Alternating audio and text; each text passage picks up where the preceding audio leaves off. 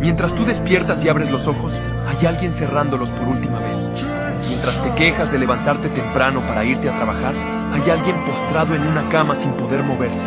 Mientras dices que tu vida es aburrida y agotadora, hay personas luchando por vivir un día más.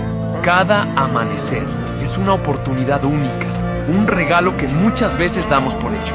La vida, con sus dificultades y desafíos, también está llena de momentos valiosos que nos ayudan a valorar lo que realmente importa. En lugar de enfocarte en las quejas, ¿por qué no agradecer por las pequeñas cosas?